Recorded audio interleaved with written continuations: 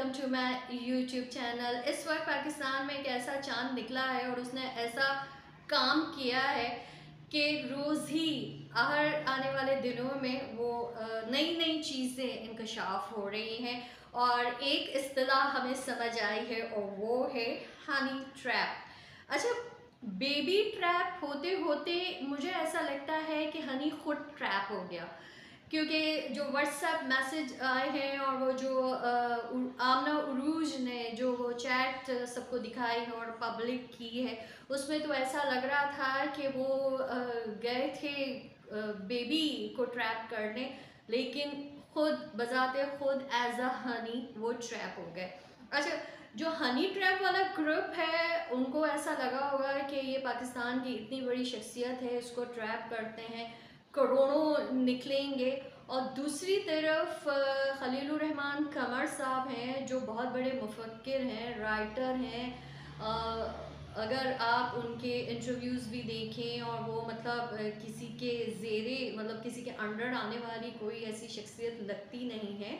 और अगर मैं स्ट्रेट अवे कहूँ तो बहुत चालाक हैं, मतलब उनके अंदर चालाकी है, उनके अंदर शार्पनेस है, तभी तो आए दिन कंट्रोवर्सीज़ का हिस्सा बनते हैं और फिर उसका जवाब भी देते हैं और बड़े धड़ल्ले से देते हैं। लेकिन यहाँ पर जैसे जैसे पुलिस और फिर न्यूज़ और फिर नई अपडेट्स आ रही हैं, कल जैसे चैट पर बहुत सारी बातें हुई, उससे पहले एक और नई चीज़ आई कि 15 जुलाई को ये पूरा वाक़या होता है खलीलुर रहमान कमर साहब के साथ।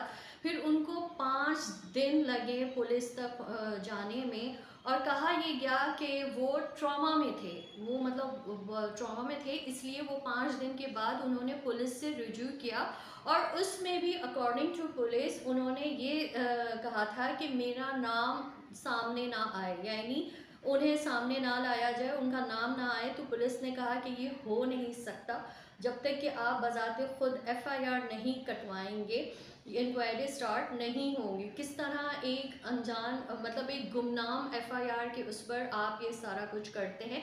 तो ऐसा लगता है कि दोनों ही ट्रैप हुए, उनके भी बुरे दिन शुरू हो गए, क्योंकि पूरा का पूरा वो अच्छी बात है कि पुलिस ने पूरा का पूरा गिरोह पकड़ लिया है। मुलजिम भी सामने आ गए, वो खातून भी सामने आ गई हैं, आमना उरूज, और उसके साथ साथ खलीलुर रहमान कमर साहब की ये जो रोशनी जो पूरी जहां में मीडिया इंडस्ट्री में फैली हुई थी, वो रोशनी कुछ ज़्यादा ही चकाचौंध करने वाले इंकशाफात लेकर आ गए हैं। और बुरा इसलिए लगता है कि मीडिया में बहुत सारे अच्छे लोग भी हैं और बहुत सारे अच्छे लोग भी काम कर रहे हैं। अगर हम माजी का नाम लें तो अशफाक साहब हैं, बानो कुदसिया साहिबा हैं, हसीना मोइन साहिबा हैं, मतलब ये वो राइटर थे, मतलब वो उनकी बातों से, उनके लहजे से मतलब अदब भी झलकता था, तहजीब भी नज़र आती थी।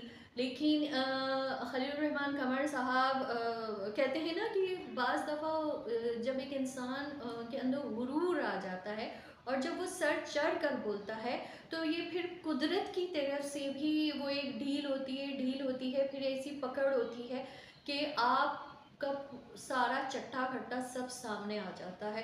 लेकिन ये भी एक हकीकत है कि हम बहुत भुला देने, हम वैसे हैसियत हमारी कौम, हम लोग माफ़ करने वालों में से भी हैं, बहुत जल्दी भूल भी जाते हैं। अभी ये नई नई चीज़ें सामने हैं, अभी तो कहते हैं ना आतिश उरूज पर है, लेकिन थोड़े अरसे बाद जब ये मध्यम हो जाएगी तो फिर हम भूल जाएंगे और यही खलीलुर रहमान कमर साहब फिर हमारे सामने आ जाएंगे।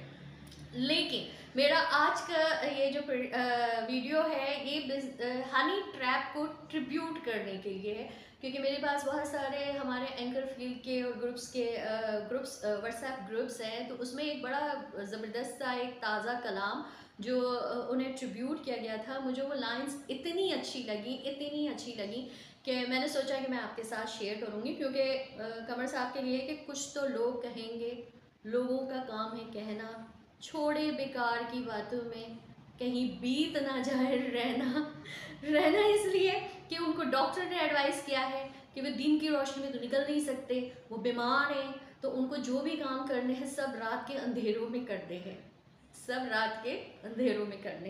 करने हैं। तो भाई मैं भी देखिए कितना फंबल कर रही हूँ, क्योंकि मुझे ये कलाम बड़ा अच्छा लगा। तो पेश खिदमत है baby trap versus honey trap को ये मैं ट्रिब्यूट कर रही हूँ। शायर मेंशन उसमें नहीं थे, तो ये उनका कलाम है। तो क्या खूब कहा है शायर ने, सोचा था कि रंगीन मेरा माहौल करेगी, लेकिन मुझे क्या इल्म था कि चित्रौल करेगी। मैं तो यही समझा था कि अदाकारा है कोई जो मेरे ड्रामे में कोई रोल करेगी। क्यों उसने चुराया मेरे फ़ोन का डाटा, दुनिया पे आया अब वो मेरे पोल करेगी। औरत को मैं कमज़ोर समझता रहा, लेकिन क्या इल्म था कि वो पट्टा मेरा गोल करेगी। सोचा भी ना था कि वो सब लूट के मुझसे एक पल में मुझे साहिबे कशकोल करेगी।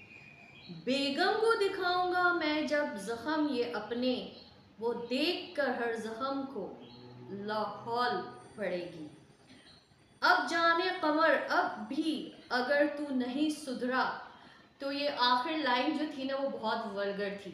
तो वो मैं आप तमाम लोग जो मेरा ये वीडियो देख रहे हैं उनसे गुजारिश करूँगी कि इसकी ये जो क्या कहते हैं दूसरी लाइन वो आप कंप्लीट करिएगा कि ए जाने कमर अब भी अगर तू नहीं सुधरा डैश डैश डैश। ये वो लाइन थी जो मैं आपके साथ शेयर नहीं कर सकती क्योंकि मेरे लिए ये बहुत वर्गल लाइन थी। और ये ट्रिब्यूट हम पेश कर रहे हैं ये मेरी यूट्यूब फैमिली की तरफ से, फ्रेंड्स की तरफ से, खलीलुर रहमान साहब आपके।